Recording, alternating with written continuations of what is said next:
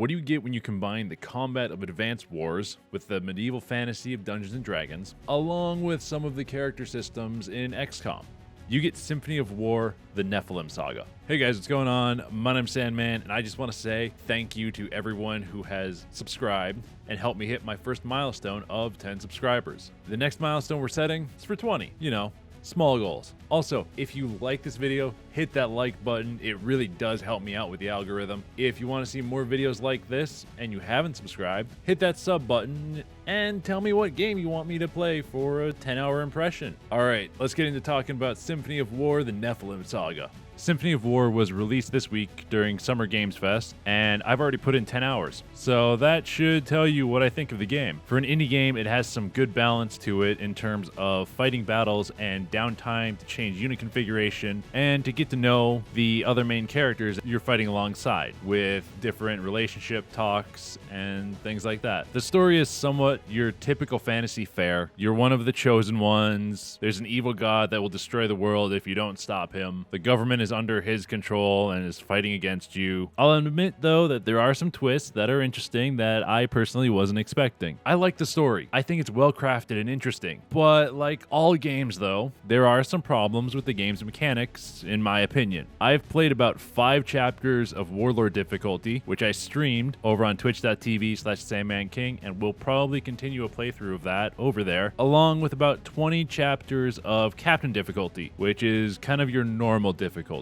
Warlord, you have permadeath, so characters or different fighters in the units, if they die and you finish the level, they don't come back, and it ups the challenge also. And I've seen that these problems that I'm about to talk about, they persist through both difficulties. The first major problem that I have with the game is some of the unit balancing feels very, very off. Certain units, like Thieves or Stefan's squad, feel very underpowered. Other units, like Paladins, Sentinels, Diana, they feel vastly overpowered. I've kept Diana's squad mostly the same except for upgrading classes, and her unit can tank nearly anything. But Stefan's can barely handle taking a single attack, even with armor and evasion artifacts on at this point in the game. Even earlier in the game, it was the same problem. His squad can barely take hits. I get that it's a thief and they shouldn't really be taking hits. They should be quick in and out, but the game doesn't really let you do quick in and outs. Have some ways that you can actually alleviate this problem without just nerfing characters to hell. If characters like Stefan or just a thief or rogue in general is leading a squad, they should be able to go to certain areas of the maps and set up actual ambushes. I know the game says it has an ambush feature, but I haven't been able to figure that out for how to use it. So maybe there is a way to set up ambushes at certain areas like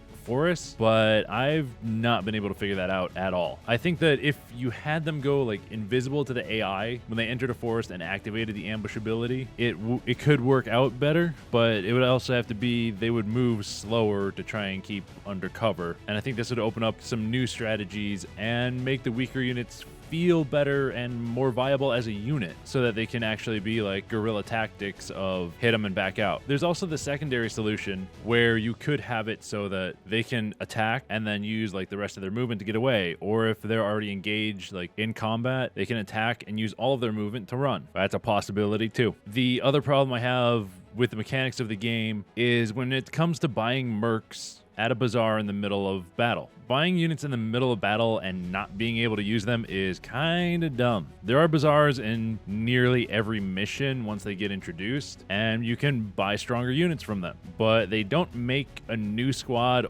or add to that squad that bought them during the battle, so they're kind of useless until you either win or fail at the battle. I think there are 2 ways that this could be alleviated. Firstly, add them to the unit that bought them in the battle, just temporarily. Say if the unit is full on capacity, they get added for the battle, then put into reserves after. Or if the unit has lost soldiers, they take their place until the end of the battle. The second idea that I had was if you go and buy the unit at the bazaars should have a full unit. Like, say you buy a Valkyrie, who is a healer on horseback that can also attack. They should come with like 2 light cavalry and maybe a maybe a halberdier just to fill it out. Have it 4-unit squads. Or if it's like a swordswoman, you get a swordswoman, a healer, and 2 thieves. Something like that. And it's basically you buy them at a lower price during the battle, and then once the battle is done, you have to pay more to keep them in your army for future battles. Otherwise, they just go away. Doing it this way would encourage players to test out different unit combinations, and it could provide a needed boost in certain situations and a better reason to go to the Bazaar during a battle if you have a few units falling. The game does have its flaws, especially with the 2 things that I mentioned,